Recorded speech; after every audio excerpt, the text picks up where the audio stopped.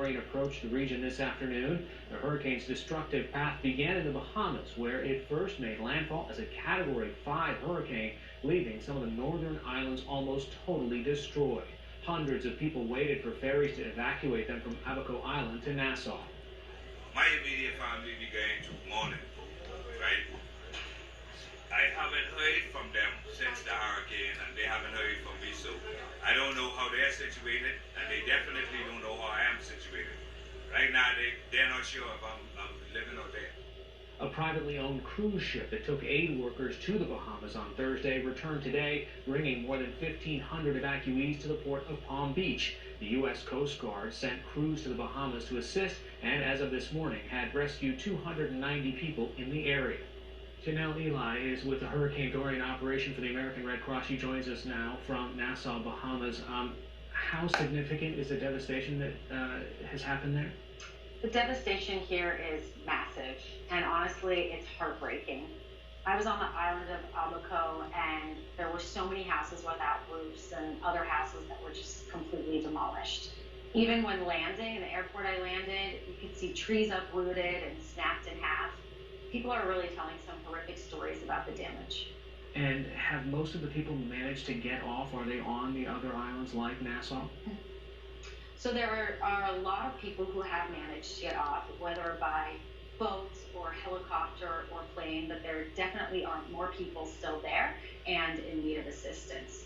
Right. Well, what are the most immediate needs besides shelter, if they have places to go and if there are government shelters? But I mean, water, electricity. I mean, it sounds like there is no infrastructure left. Certainly on the island, water, food, electricity, medical care, and emergency shelter are huge needs. There are a lot of people still sleeping on the streets. There are people in need of clean water and sanitation.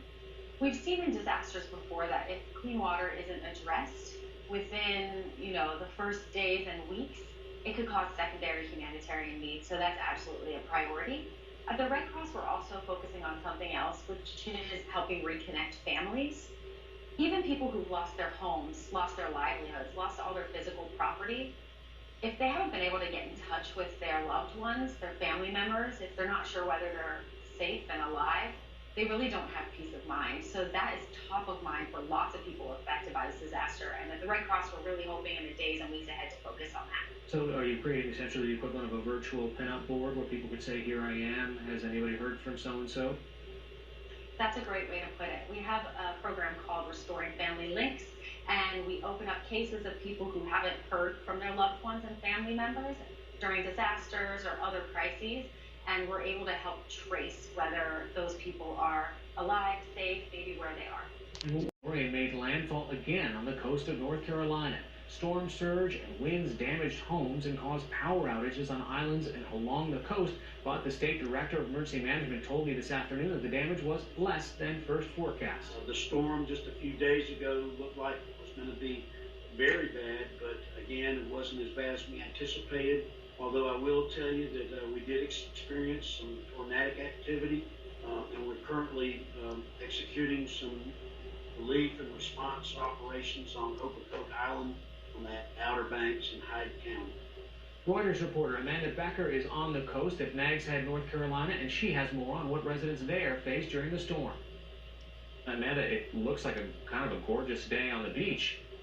People are returning to a beautiful day today. They started letting permanent residents and critical business owners and personnel back in at noon, and they are returning to actually what is a perfect beach day. Some strong waves, but other than that, it's gorgeous here. Yeah, you can see some of the, how far and how high did the sea get during the storm? I'm assuming you couldn't be standing where you are now. Yes, actually yesterday afternoon when I was here, a few hours after the hurricane cleared out, all the way up to the dunes, there was really no beach left. So they're starting, and I'll turn a little bit, you can start to see they are regaining their beach. It's kind of almost back to where it was 2 days ago before the storm. And what kind of damage did the people there in Nags Head or along the Outer Banks experience?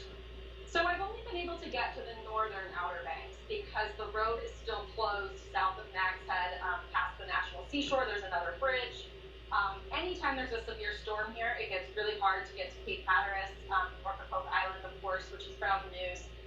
Briscoe, areas like that, basically it's a very narrow part of the Outer Banks in on either side of Route 12. You have the ocean on one side with a very small dune and a marsh on the other side, kind of on the sound side. So anytime there's any sort of rainfall at all, that tends to wash out. It tends to wash a lot of sand over there. So it could be a couple more days before residents of the South Outer Banks are able to get in and out again. But in the areas of the northern Outer Banks, people are able to return starting today. All right, so